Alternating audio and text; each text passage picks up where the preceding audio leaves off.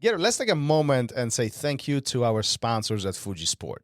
Yeah, absolutely. They've been working with us for a very long time, not only on this podcast, but also at the Academy. And I'm taking a peek at their website right now, and they have a brand new ultra light gi. Now, this is mind-blowing. I'm looking at my size. A2 is 2.75 pounds. I mean, that's under 3 pounds. That's mind-blowing. I could even lift that. And go to their website, fujisports.com. Check it out. Anything you could need for your jiu-jitsu journey, you can find at fujisports.com. Hey, it's been a while since we started RŌL TV project. It's been a while since you started it. I did come in later, and I can't say enough about it, especially the new platform. It's really amazing, fully customizable, and you know a little bit more about the structure. Well, so two things you need to know. One is the subscription service, which is $9 a month. You can get access to hundreds of videos, hundreds of drills, techniques, and so on in a very nice library categorized as you need them. But two different lessons. You can actually purchase those individually and you own them. So the subscription is not tied to it at all. You can look at things like spider guard, half guard sweeps, half guard chokes, folding pass, and so on. There's so many of them out there. So take a look and see where you need help with the videos, right? 30%. If you type in RŌL Radio as a code. Who doesn't like saving money? Go to RŌLAcademy.tv. What's up, everyone, and welcome back. If you haven't already, please remember to hit the like, share, subscribe, download, listen, and whatever other button there is, and leave us a review wherever you do listen. That ensures that we can continue bringing you the great guests and amazing content that you have come to expect. On this episode, we have the creator of the social media site People of Jiu Jitsu. Mike Kalika has traveled to hundreds of jiu-jitsu academies, photographing and interviewing jiu-jitsu practitioners and getting them to share their personal stories. Mike's photos are unique in the world of social media. Mike makes sure we see the stripped-down versions of his subjects instead of the glamorized photos most often found online, allowing the viewer to see themselves in his work. Here's the RŌL Radio with Fabio Clemente, Studio X black belt, multi-time nogi world champion, ibjjf world champion, Pan's Nogi champion, and creator of People of Jiu Jitsu, Mike Kalika.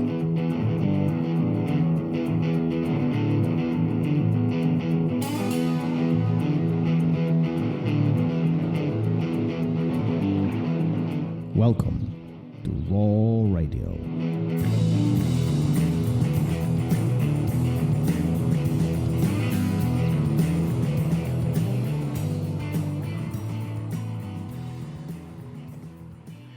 And we're live. Yes, here we go again. How are you? I'm fantastic. Go ahead. No, go ahead. Well, I was going to get right to tap cancer out. I didn't want to. I didn't want to cut you off. Well, I learned my lesson. Listen to the takeaways. You'll find out. That was a grumpy takeaway. It was. I'm glad we don't video those because. Oh wait, we did video. It's on YouTube. Watch it. There's a very angry Polish man sitting across the desk from me with his arms folded. I was controlling my emotions. Okay, I was controlling my emotions. It was difficult for you. Yeah. Well, listen, it's all about control. Okay, it's just like jiu-jitsu. It's all about control. I know I did. Thanks. I watched it.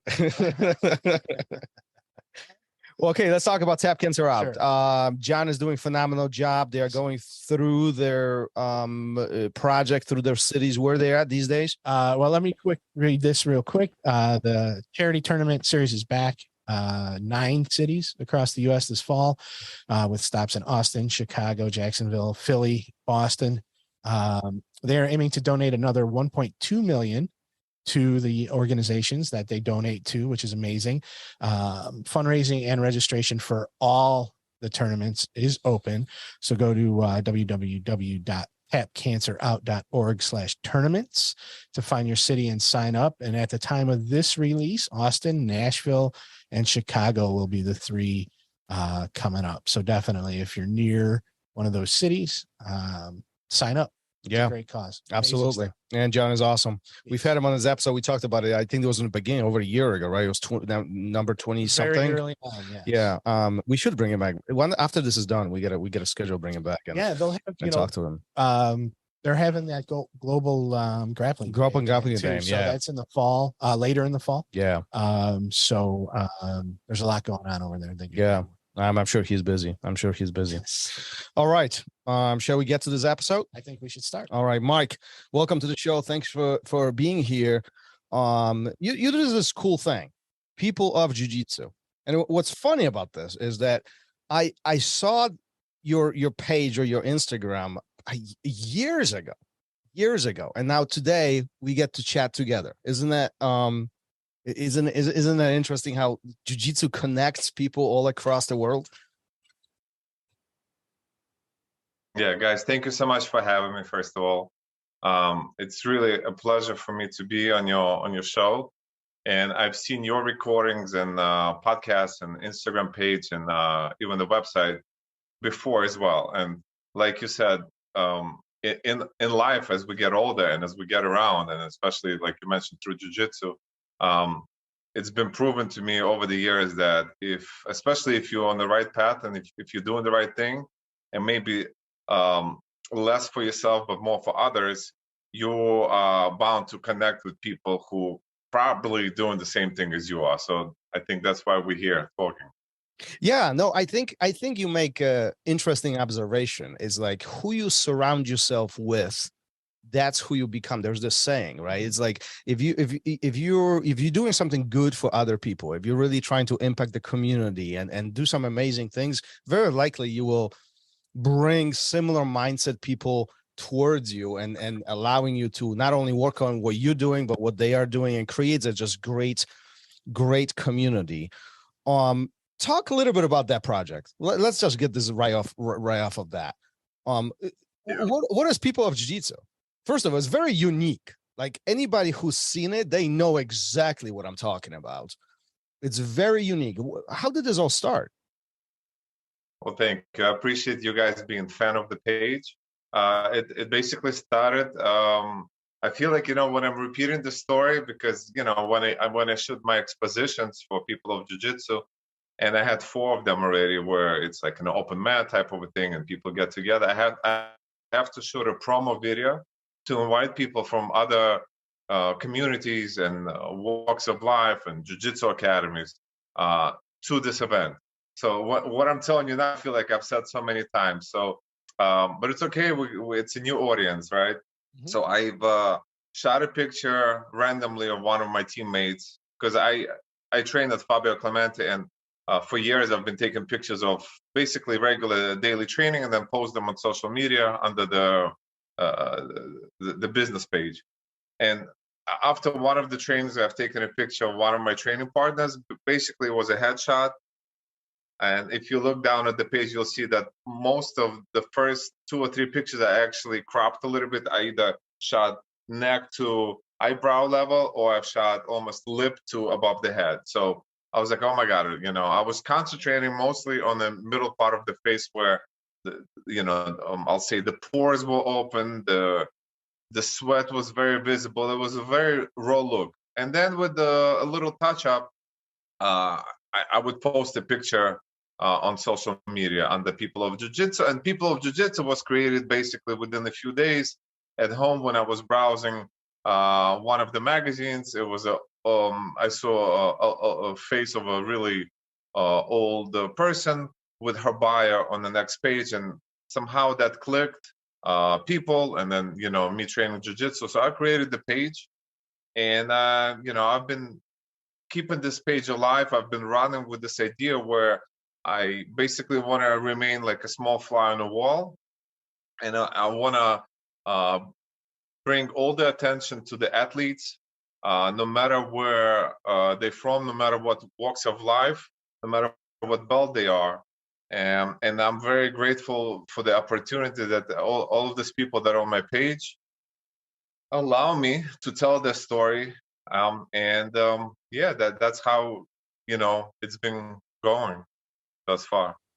Do you know how many people you have included in the page? How many photos you have taken up to this point? Do you have the count? Yeah, I have the count. It's very easy to tell. You can see how many posts I've made. You take away a couple of videos. Yeah, true. I'm stupid. I was trying to make this exciting. No, it's over 500, I think, maybe 6, but around there. Talk to a little bit about that filter that how do you come up with the color schema of the photo? Because it's very unique. Like, and I come from photography background, so with the moment you see it, there is a manipulation that takes place behind the photo, right? And it creates a very unique view. Some even look at it as very dramatic from a visual perspective. What got you to that point? I think it was just I'm not a photographer, but I think what got me into photography is a lack of pictures of myself when I was little, thanks to my parents. And I kind of want to allow the people to feel great about themselves by us being their friends and training partners and family members to comment ideally positively, and in a matter where now these people who are a little bit shy and uncomfortable seeing their picture looking that raw. I literally had a conversation with one of the athletes that I posted on my page. I'm not going to mention who, but I literally just had a conversation with this person where he or she was not very comfortable with how the picture came out. And so I tried. Lately, I've been noticing this trend of people, I don't want to say not feeling comfortable with themselves, but it's not a general picture where you can put a lot of filters, you can have a perfect lighting. A lot of these pictures are taken literally behind the gray wall, sometimes in the very dark spaces, sometimes behind the white wall, which is ideal. But you have to understand, I travel for competition, and I get to meet these people. And imagine ibjjf event, we have to sometimes go into male's bathroom, or for female athletes, we go somewhere in the hallway area where the walls are not perfect, the lighting is not perfect. So I allow them to just do my job. It's a simple picture. There's not much filters. I should rephrase what I said earlier. It's actually very little touch up as far as what I want. I want the face to stand out more than what's behind us. And I try for the eyes to pop, for the skin to pop as much as possible, but not to make it very unrealistic. And I keep everything in a similar fashion as far as the finishing work.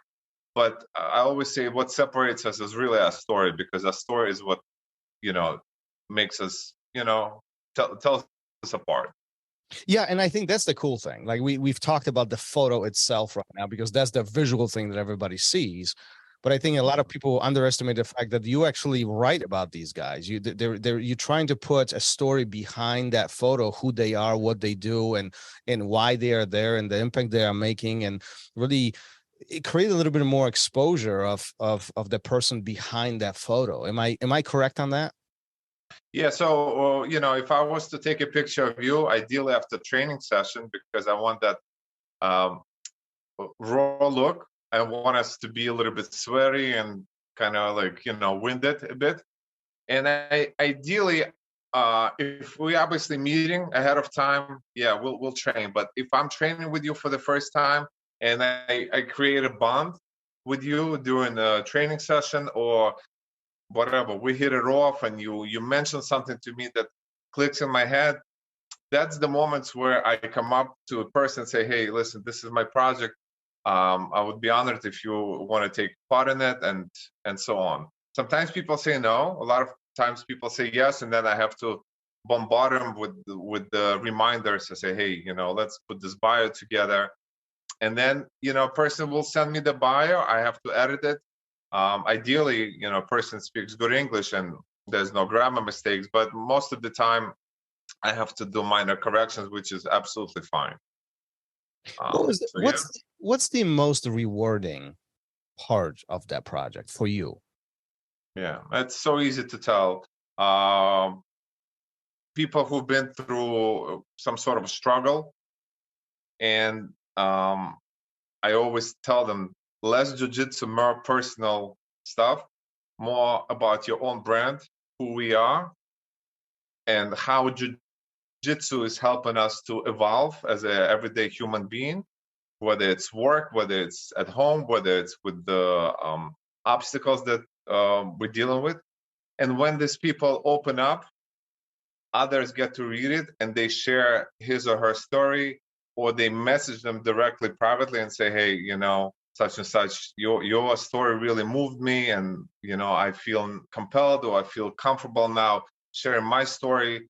And then the person who's posted on my page will, direct message me privately, say, Mike, you know what, I'm so thankful that I had this opportunity because such and such messaged me. So this is a lot of behind the scenes stuff. And it basically comes down to me being the person that I am, as far as not sharing these personal messages, not putting it out there. And I'm just saying thank you, and we move on to the next project, But I guess that's my way of growing my audience and keeping my audience at the level where, I mean, jiu-jitsu is for everybody, right? But we have sore apples here and there. But I want to say that I haven't seen one bad comment that I had to actually erase as a moderator of the group on the athletes and the jiu-jitsu training people that I have on my page. Yeah, and I hope you don't. I mean, I as wishful thinking, I think we all get the bad apples and negative comments here and there, and I know I get plenty. But but it's part of kind of being a human, I think. Expressing what we feel and how we feel. It's just sometimes we got to really filter ourselves, not a right. Yeah. Yeah, I think that's because of the rawness of the photos, and also because they're giving their real story. They're not inflating themselves. They're not giving stats. This is who I am. This is where I came from. Maybe this is what happened to me along the way. And what's great about that is I think it kind of weeds out those trolls. There's nothing. Yeah. There's nothing trollable. Is that a word? Yeah. There's nothing trollable about it. It's like, just scrolling through the page, you're looking at people that are obviously have been training. Like you said, it's raw. The Silver Fox I ran across. So it's like you get these amazing people who have been around for a long time, maybe some who haven't. And you get to learn a little bit about them rather than, the bio on their page. Yeah.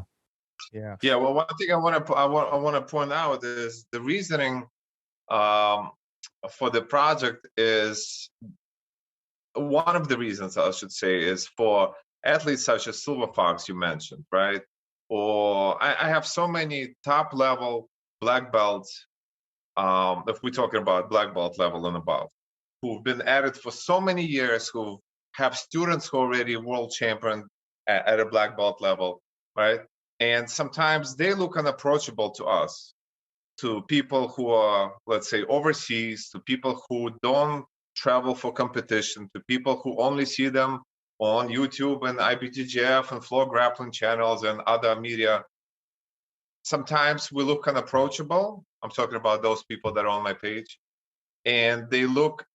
We don't get to tell the story, right? We're doing an interview for Flow or whatever it is.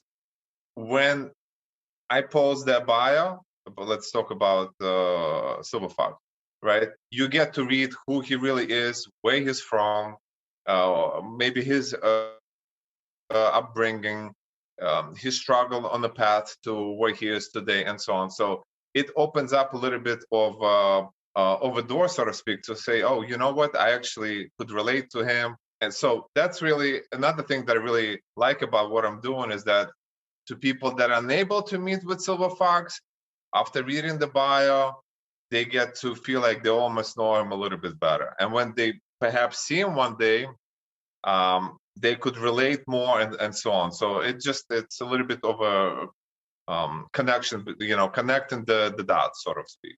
Yeah, you're right. Absolutely. Like, even if I think about guests that we've had on our show, is often we find, like, I found myself in that position. And I mean, like, after decades on the mat, like you talk about Silver Fox, like, we've had him here, and it's like, I would not have the opportunity to talk to him and tell the story of who he really is, without these connections. So, like, I can really appreciate what you're doing and telling the raw story of who that person is. I think often we find ourselves in these spots when we see the individuals, whether on Flow Grappling or websites, or we follow them on social media, and they have certain status. of a black belt, of an instructor. They've been for a long time. They are very successful at competition, but there's no way of reaching out and connecting with them. Platforms like yours not only allow that connection, but also allows us to learn who these people really are, because they're no more humans. They have lives, they have families. They're not just this big person on a pedestal, a world champion. They have normal feelings and lives and struggles. They struggle with stuff too. They're not as amazing as Gary. 100% agree. You hit the nail right on the head with that. So let's talk about who you are a little bit. Like that segue? That was pretty good. Look, you pivoted right off that. You're learning from the best. I am. So growing up in Russia, wrestling as a kid, correct? Yeah. And then obviously now you're in New York. How did it start for you? I know a lot of the kids wrestle, but obviously you stuck with it for a number of years. How did you get started on the mats? On the mats as jiu-jitsu? Well, let's start back in Russia on the wrestling. Yeah, I mean, back in Russia was quick. I had no choice. My dad put me through wrestling school. Gary doesn't understand that part. Like, I was the same way. My father told me, you going and you going. I was told to sit down. And I attended music school as an after-hour program and wrestling. I worked there. I worked back home late in the evening. No questions asked. That's what I was doing. So I was doing it for a number of years. Fast forward to probably me hitting 36, I realized that from wrestling and some of the warm-up drills that we were doing, at least maybe the way it was brought up to me, or the way I was doing it, I definitely don't want to blame my coach. I'm having some injuries in my knees from that. So it is what it is, And then once I was in my 20s, I was really into Pride and UFC and you name it, whatever, K1. I was kind of waiting for this moment. I feel like for somebody to push me into that direction. Where I lived in New York, there were a few local schools, but I wasn't even thinking about New York City itself as Manhattan, right? So somehow I was stuck in that moment, family, kids, developing myself at work. And then at 29, I had a little bit of a push for medical reasons that made me to open up more doors and discover jiu-jitsu. So I actually went by myself to this academy. And I suggest for everybody who waiting for that push from somebody to invite them into anything that they want to do in life, is to try it and to do it by yourself first. I tell my kids that if they want to do something right now, they don't need me to tell them that. I'll definitely support the idea, but I wish that I had this opportunity, this simply realization that I need to leave my house to go try jiu-jitsu a little bit earlier. But I started jiu-jitsu at 30 years old, and I ended up being with Fabio Clemente. We were alliance in New York back then. Later on, we switched to Checkmat. And COVID happened. We had to relocate to another academy a few blocks away. And now we basically called Studio X, which I believe is Fabio Clemente's original name for his academy, since he's been a pioneer of jiu-jitsu in New York. And so I'm there ever since. Yeah, and we've had Fabio on this show. I don't remember which episode that was. It was a while back. But you mentioned something interesting. So you said you wish that you had the opportunity to try things by yourself. And I'm going to pivot that to trying jiu-jitsu. In my mind, at least, it's very intimidating often for a brand new person who has never done it before. Maybe they might not even know what it is. How do you connect these two dots? Like, how do you have somebody who's never done jiu-jitsu, yet you want them to go and try? Because we both know, all three of us, we know that once somebody tries jiu-jitsu, their life changes forever. They get, now, one, make these relationships, two, the physical activity, their mind gets stimulated so much with jiu-jitsu, and they can do this for years. But how do you convince one, or how do you create these opportunities where somebody can just try it? They are not intimidated. They are not scared. They just go and do it. Yeah. Well, we're all humans, so we're very visual. Fortunately or unfortunately, some of us are more visual than others. So I feel like to some, visualize a beautiful academy, which is clean, which is very systematic with what's happening. So if I'm somebody new coming in and I'm a bit shy, or I've never trained any martial arts in the past, I might have some weaknesses here and there, right? To me, I feel like I would need to see that structure. At the same time, I should say that maybe that structure and the body falling from drop nogi, right, as we're drilling it, or any kind of technique, might be a little bit too scary at first. Yeah. So it's hard to say what exactly is needed for a perfect environment for somebody to walk in and fall in love with it. But I know for a fact that when I was teaching in the academy and starting to develop jiu-jitsu program close by to where I live, because where I live, there's not much jiu-jitsu.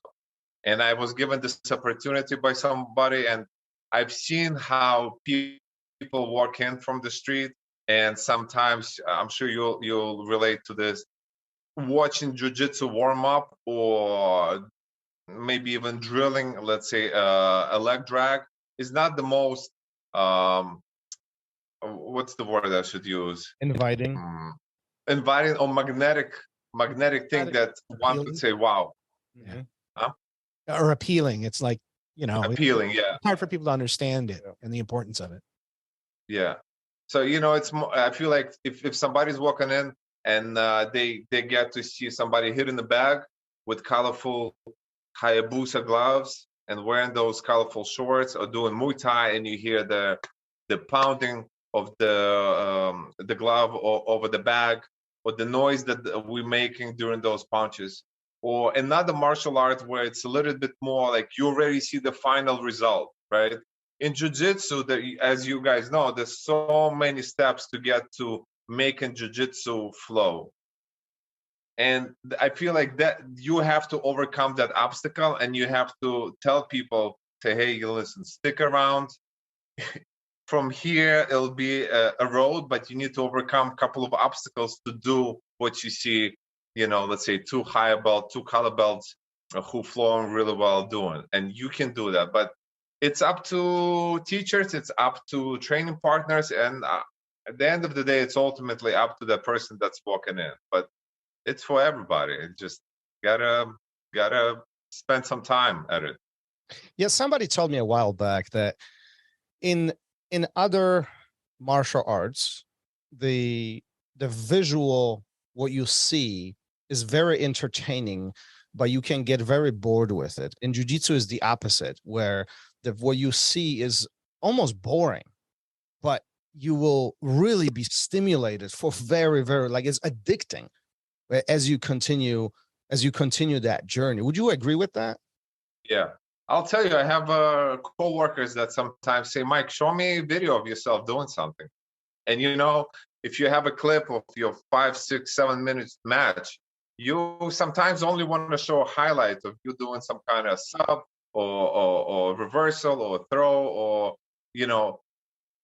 and then obviously, you're like, what, let me just show some competitive guy who's out there moving beautifully. It's just more inviting to show that to somebody, but that's not you. And in reality, my jiu-jitsu probably is different than your jiu-jitsu, because you excel in a couple of moves, right, that you do really good, that's comfortable for your body, for your your age, and so on. But then everything else we should know. We're extremely high level black belts, and nowadays we see even blue belts and up doing amazing things in jiu-jitsu, right? They just move so beautifully that it just my colleagues and coworkers at my job, they come up to me, oh, have you seen Mika do this? Have you seen Cole do this? Can you? Of course. So it's past the rank. It's just beautiful jiu-jitsu. And I think, and I want to obviously thank all of those people who are doing phenomenal things at such a young age.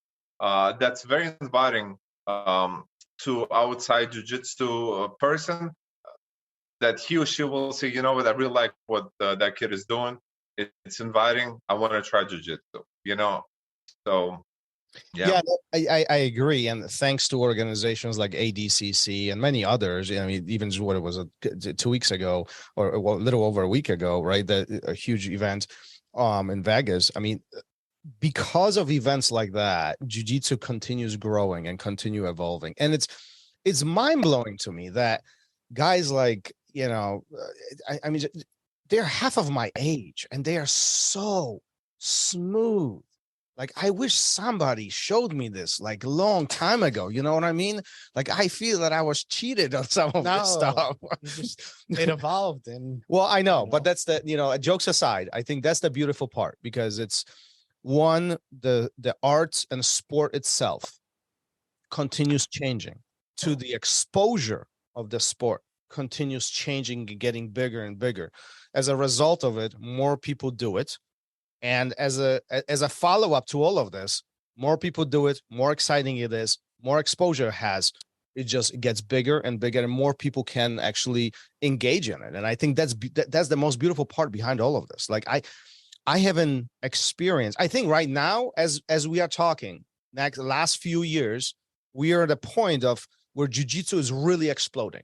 It's really growing to something that's bigger than ever has been. And I think the best part is ahead of us. What do you think, Mike, about that? Absolutely. Yeah. I mean, this last weekend ADCC competition was amazing.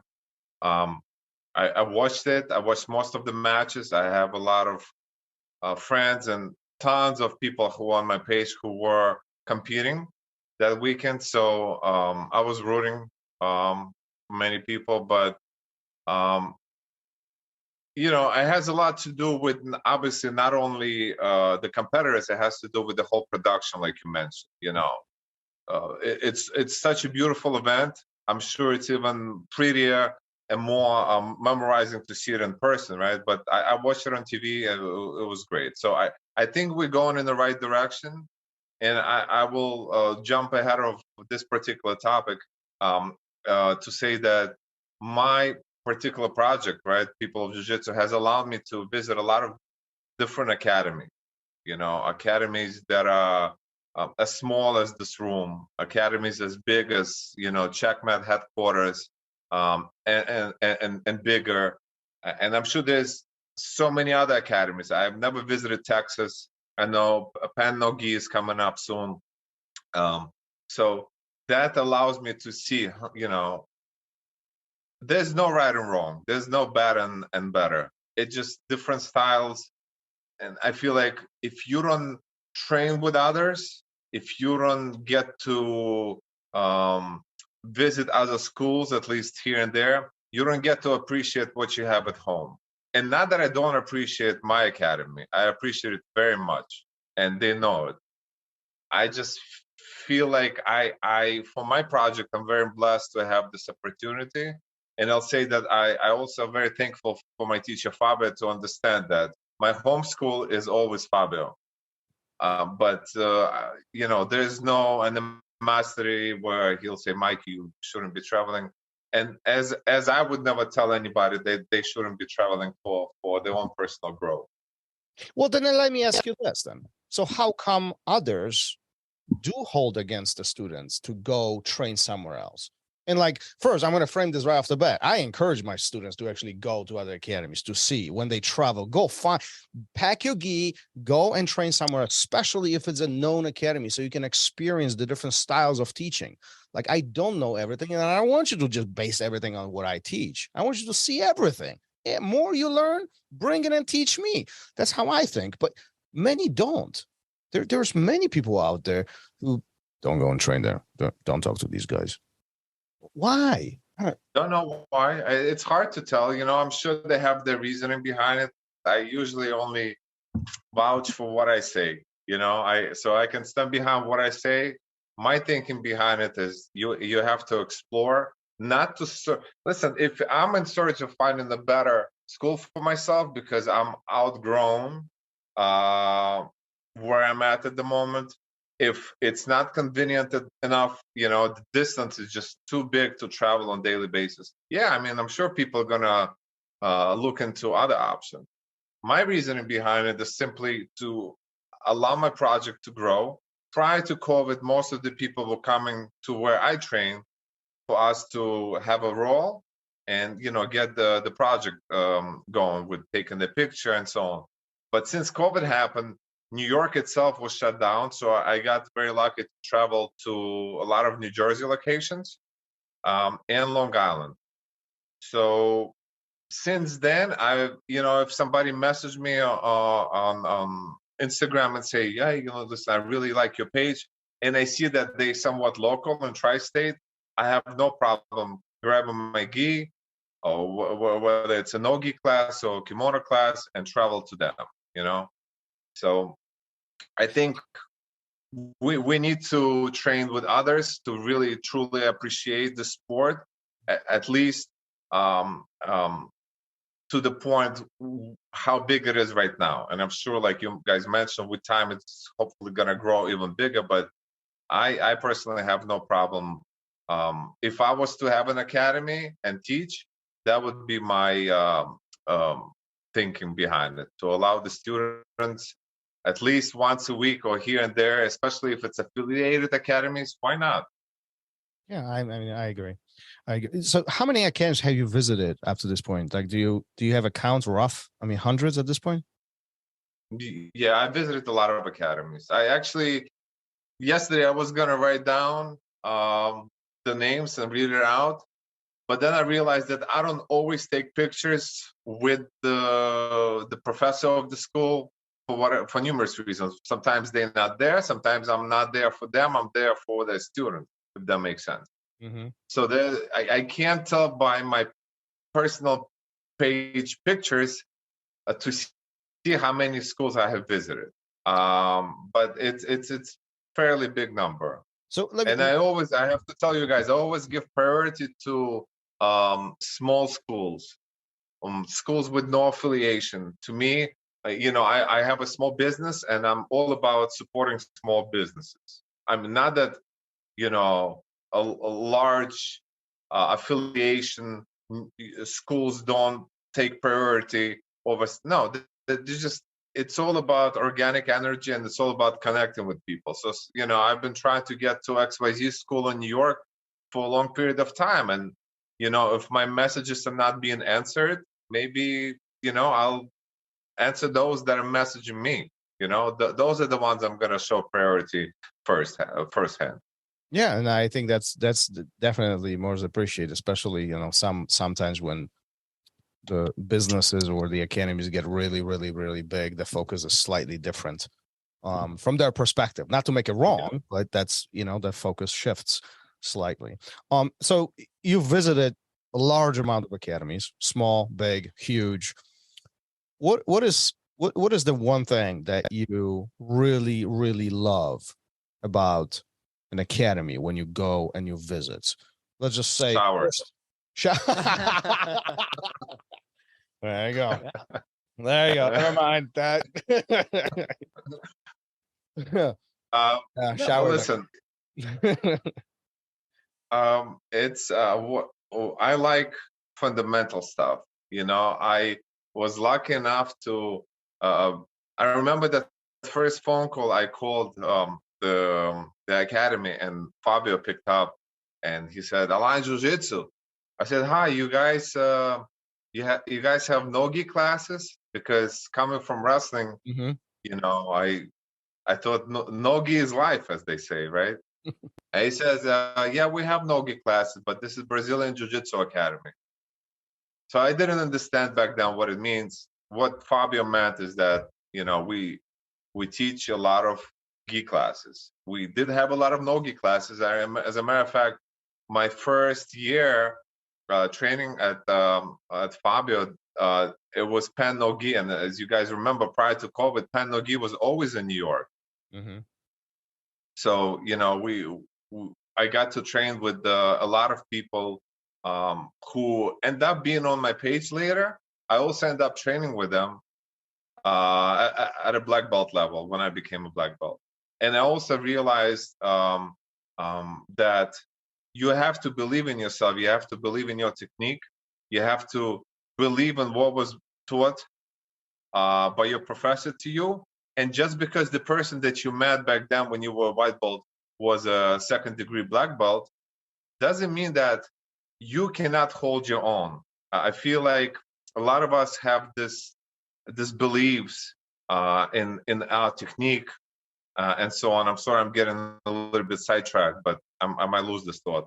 And a lot of times, what I do find very interesting, visiting different academies, is that in the nogi class, when there's no color coordination attire, right, based on your rank, you might roll with a high level color belt, and he or she will wear, this, white or whatever, multiple color rash guard, and they're amazing.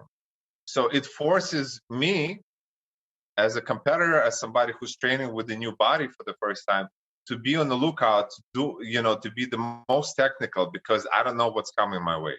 So I do appreciate that. Although I do appreciate uniform and, have a proper attire. So I guess meeting different people, getting back to your question, meeting different people from walks of life.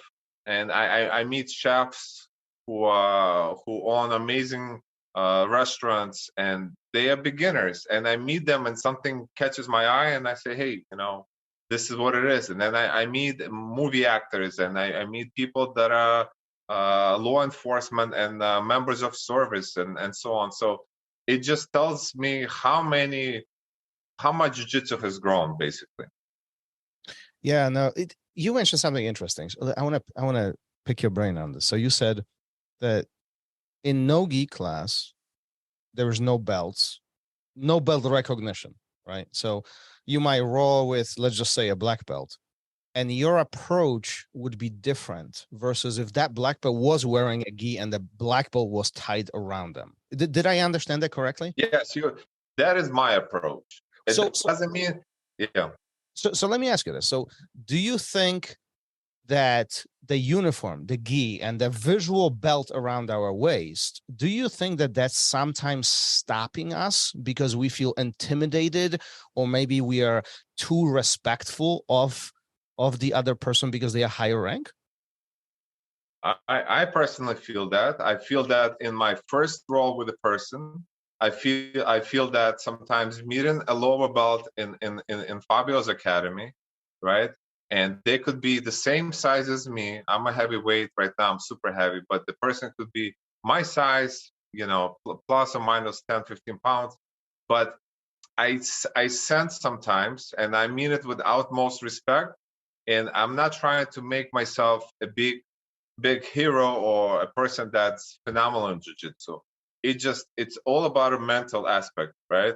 At the end of the day, we come to jiu-jitsu to get better, to get our mind stronger, to get more technical. But I do feel that the belt separates us in terms of, this is John, he's a black belt. Oh, he's got a stripe. So I feel like to lower belts often who just getting into it still, to them, that's a little bit of a distraction, and they feel a little bit, it might be holding back. So I can tell that myself from the role that I have with these people.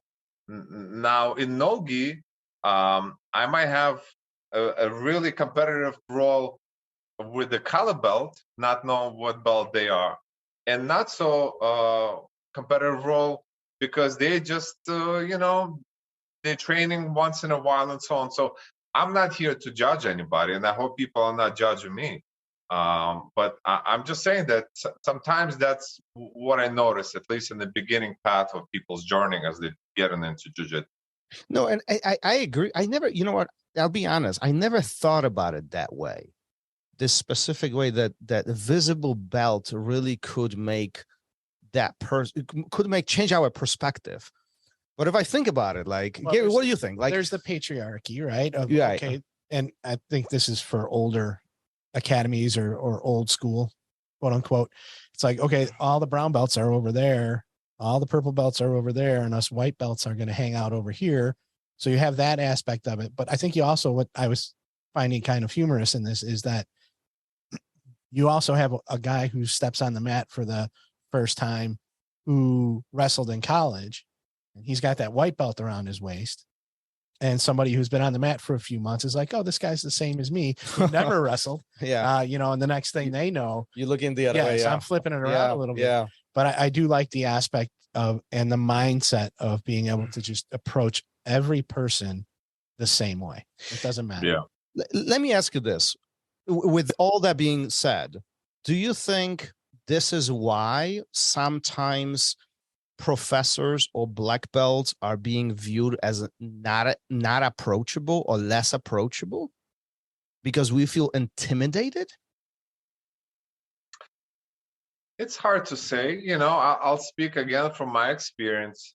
Some of the people that are on my page right now, when I was prior to me having my People of Jiu Jitsu page, prior to me traveling for competitions, prior to me starting to compete, and I started compete at white belt level.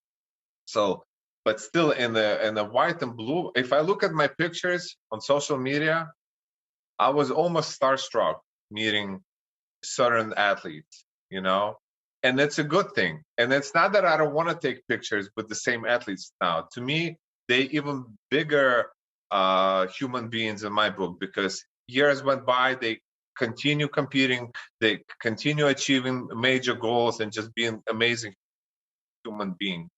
But back then, oh my God, it's such and such, you know, let me get a picture.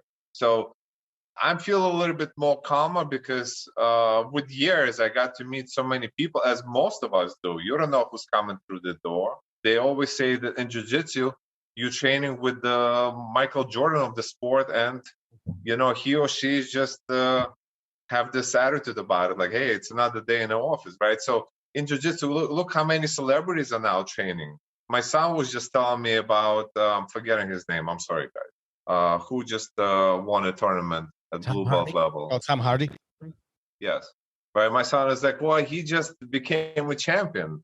I said, yeah, he you know, competed. I've seen the posts in numerous social media. He's like, well, that's really good for jiu-jitsu. This is my almost to be 16 years old son tells me.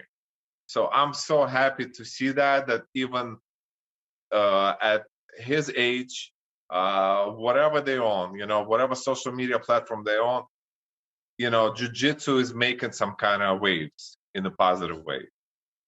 Yeah, no, that's always interesting to see the people that we look up to, you know, Tom Hardy and many others. I mean, there's hundreds of celebrities at this point, you know, training jiu-jitsu and being very passionate about it, but all that makes jiu-jitsu more accessible, more available.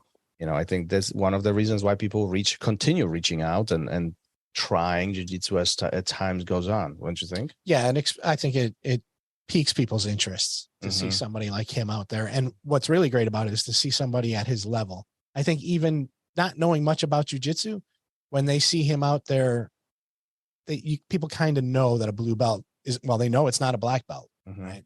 So they know he's not very deep into it yet.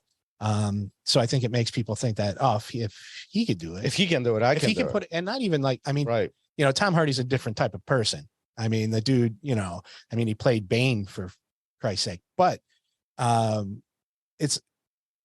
here's a guy at his level of celebrity, let's say, who's putting himself out there for the world to see as a beginner.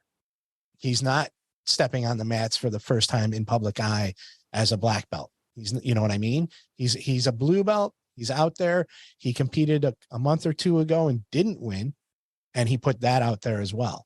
You know, so I think that's what's really great about it, is when somebody like him can put themselves out there as vulnerable, maybe is a way to look at it.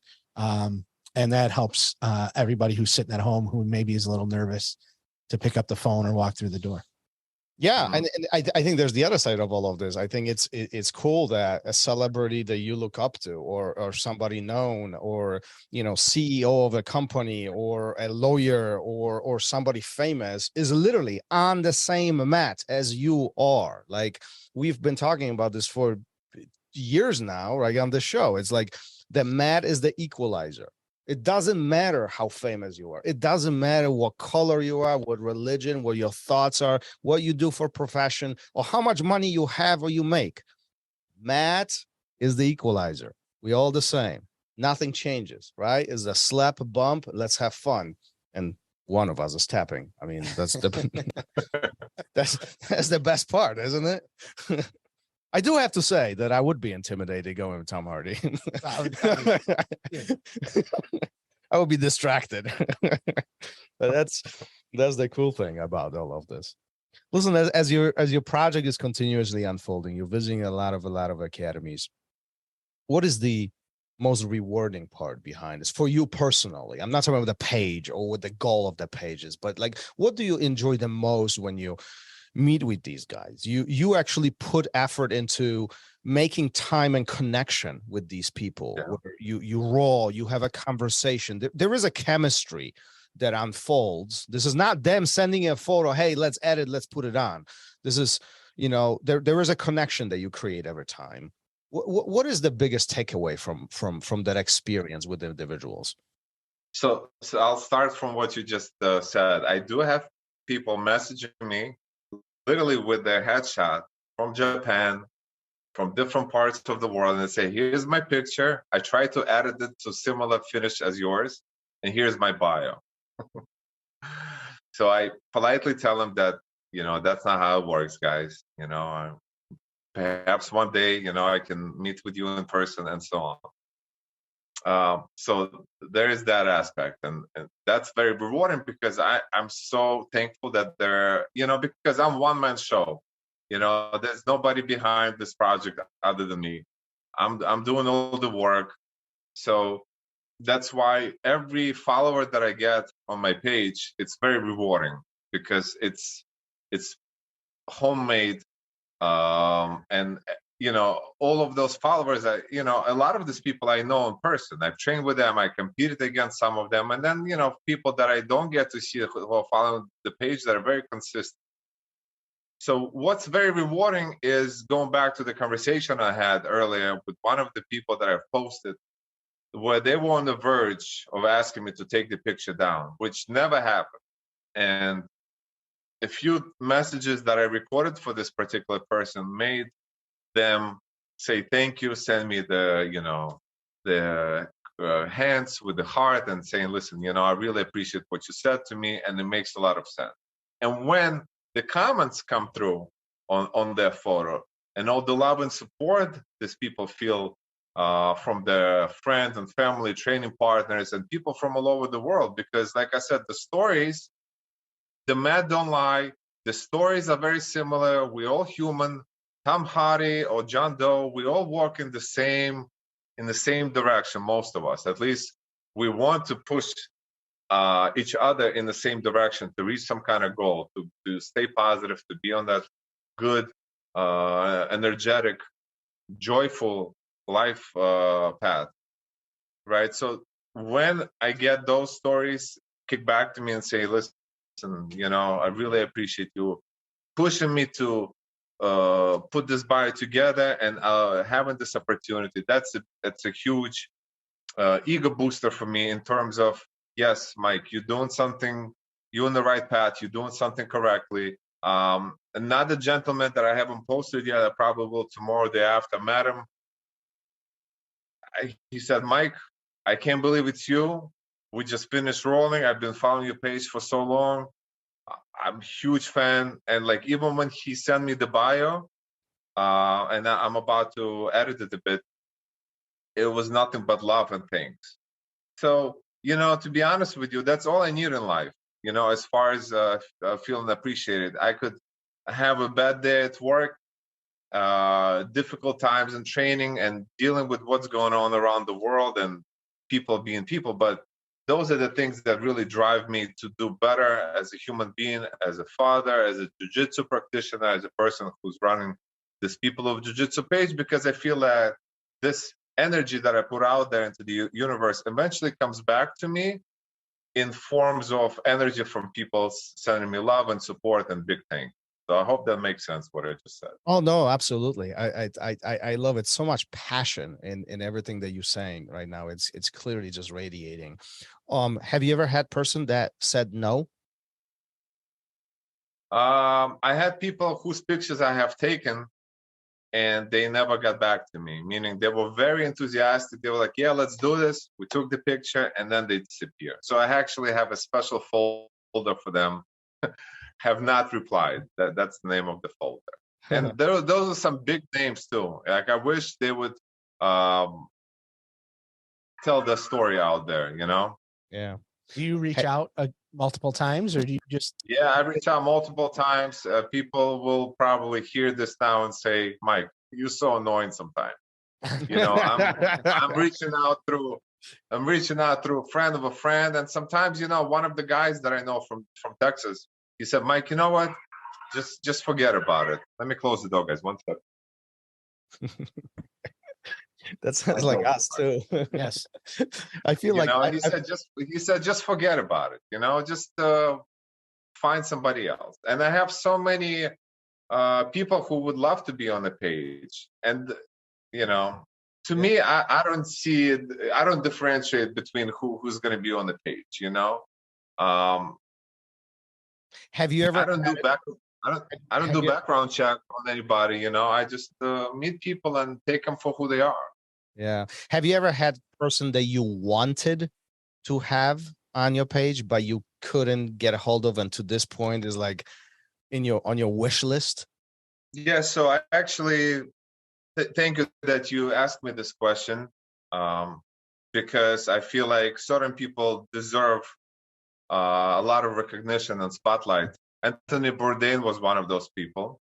Yeah. And I mentioned it during my video that I shot after People of Jiu Jitsu exposition number 4 that I have recently done at RŌL Jiu Jitsu Academy in Mineola, New York. And if you have 3 minutes, 4 minutes to watch the video, this is where I talk about competing at one of the New York Open tournaments. And Anthony was on the mat right next to me. I remember seeing him and I was like, 5 more minutes, I'm gonna be done with this bracket. I'm gonna come up to him. We're gonna get a badass picture. And we got lost. You know, it's a big college, a lot of mat space, a lot of people. So I didn't get that photo. And as we know, sometimes later, Anthony, you know, I just it's not possible anymore. Unfortunately, he's no longer with us. So I regret that moment. I regret not capitalizing on that particular opportunity. Maybe I should have come up to him, introduced myself, and then maybe he would remain in that corner. Maybe he would look for me. Who knows? And you know why I say that? I don't know the exact circumstances why certain people are no longer with us, right? I mean, I'm not going to discuss it right now, and it's not my place.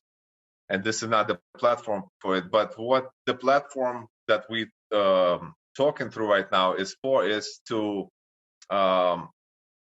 do what we do best. And sometimes these opportunities that we allow people to have.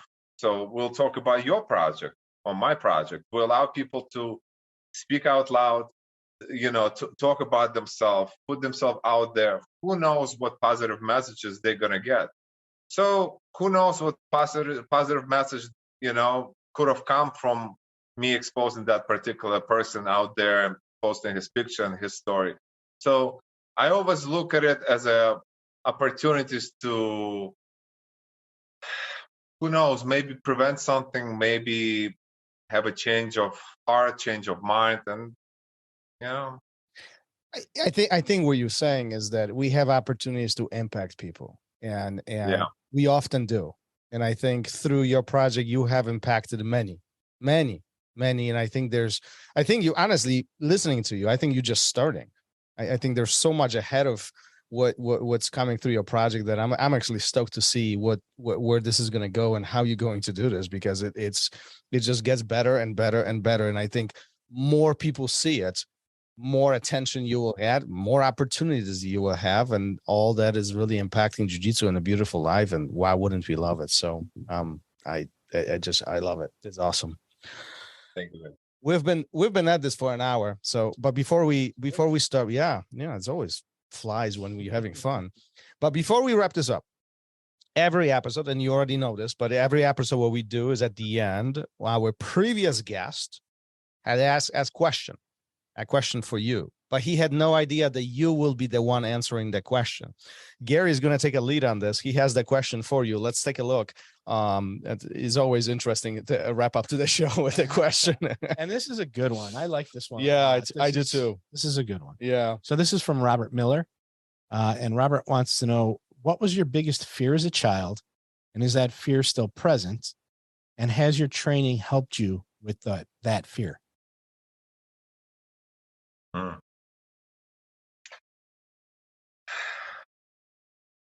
Yeah, I mean, it's the funniest thing is I didn't like the way I come out in pictures when I was a kid. And all jokes aside, back where I come from, we would do, yearly pictures with parents and grandparents, and I would be dressed up, neck up for this photo shoot, right? Because you got to showcase a little bit of a fur color here, and you got a nice hat. And I always hated how I came out. As I got older, as I matured, as jiu-jitsu allowed me to feel more confident and comfortable within my own skin, I definitely don't have that fear of worrying how I look to anybody on the outside, right? Whether they judging us, whether they just looking at us in a physical shape and form. So I got better with that. And possibly the reason I'm doing so much related to photography is to give, as I mentioned before, others the opportunity to look at themselves from a different view. Because as you guys know, in jiu-jitsu, in the video, right, it's very easy to hide sort of the minuses, right, in our role, right? Oh, it happened so quickly. But the pictures, especially if you see 10 or 20 pictures, only 1 or 2 of them are going to look good to you. The rest is going to be sloppy, and hand positioning in jiu-jitsu is going to be off. So I to answer your question, yes, definitely that part of my life as a kid. And is that why you do these pictures so raw? Is because you want to get rid of the fur collar and the hat and all those other things that you needed? Yeah, I mean, listen, there's nothing in that picture other than our face, right? Mm-hmm. And if you look, especially on the big screen, and you scroll through many of them, it's almost going to look like one big blur, because we kind of look the same, Some have bigger eyes, blue eyes, bigger ears, almost no ears, because the bigger the cauliflower, and when I take that shot, they just disappear. What separates us is our story. So the stories are astonishing and fascinating, and that's what we live for, right? To have a good story to tell to our grandkids, and people will remember us as a good storyteller, that we've done something good for others. I love it. And it's funny because as this whole episode, I've been scrolling through Instagram trying to get to the bottom of it. And I'm yet to get there. Like it's to the bottom of the page. Yes. I tried before we start. Like I tried yesterday and I failed, and I tried now, I failed too. So but it is truly remarkable what, the very simple project, how much is impacting everybody around it, how much you promote this beautiful thing that we love. Without stretching this out, what's your next milestone for People of Jiu Jitsu? What's your next goal? Next goal, it's to hit mainstream. That's great. Is it possible? Yeah, I'm a big believer. Like you mentioned, that the project, you want the project to grow, and you think the project will grow. But I don't have specific goals. My next goal is to have a new exposition in another academy, to showcase that academy and the owners of the academy, and bring as much light to that particular area where it will be holding place. My good friend JT Torres always says, hard work works. So I'm going to stick to working hard at what I do without deviating from the plan. And, if I think nowadays it's almost easy to hit the right person, right, to showcase them and for them to possibly mention your name, and that's how you can grow. Followers don't really mean nothing to me. To me, the real connections with people and knowing these people is the true gift, at least that I definitely hold close to heart and appreciate more than anything. So I'm just gonna keep at it and continue working super hard. Good for you. Good for you. Hard work works. I like that. Hard work works. Before we finish, where can people find you? Quickly talk about it. Website, social media. Where are you accessible? People of Jiu Jitsu on Instagram, and the same name on Facebook. That's about it. I recently trademarked the name about 4 or 5 months ago. Waiting for the trademark to come in. And another thing I want to mention, guys, I had during COVID, somebody created a page called Old People of Jiu Jitsu. There's one. So there was an app. There was an app that was allowing our face to look really old and wrinkly, if you remember. Yes. And Hamula Baral was one of the first people that are on that page. Well, that was a newly created page. And this guy messaged me and said, Mike, I'm a huge fan. I hope you don't mind. I said, I don't mind, but I think the couple of athletes whose pictures you made, they might. So this person took the page down. But you know what that tells me? That tells me that, any publicity is good publicity. So even the fact that this person is trying to branch off of something that he likes, it's a good thing for me. It means that I'm on the right path. It means that I'm doing something good. So that's why I wanted to trademark the name, just to kind of protect, the good. Yeah, no, absolutely. You should. sense. At this point, it continues growing. Yeah, and then what I say, imitation is best form of flattery. I mean, you got that right. Yeah, I love that quote. I love that quote. Anybody who's copying you, I mean, that just tells you how That well you're something doing. right. You're doing something right, right? People wouldn't copy garbage. It is what it is. Mike, as always, we will include all of the links in the show notes of this episode. And, thank you for being here. Thank you for sharing your very passionate story. Simple, but yet so passionate. We love having you on the show. And, as we wrapping this up. Yeah, I just want to say thanks for doing it. And there's so much out there that people put out there that to me is fake. It's BS, for lack of a better term. And it's nice to see something that's real in this day and age, because there's not a lot of that out there. So thank you for that. I really appreciate it. I really appreciate the opportunity. For me, I'm just a hardworking, simple person, and the fact that you guys, with a lot of audience, with a lot of good audience, which is very important nowadays, as you mentioned, to choose me as one of your person of interest with whatever reason behind it. I'm just very great that we got to cross paths and we got to do this. So thank you very much. Well, hopefully this is not the last time we're crossing paths. And, I often say, if you ever in the Chicago area, feel free, but make sure you let us know. I would love to have you at my academy, even just for a couple simple roles. But, we'll be watching from sidelines. So good luck to you. And, we'll be cheering on. Absolutely, guys. Thank you very much for your time. Thank you for listening to RŌL Radio. If you enjoyed the show, don't forget to leave us a review and help us make the show even more amazing. For future episodes, check out our website and follow us on all major podcast platforms. Take care.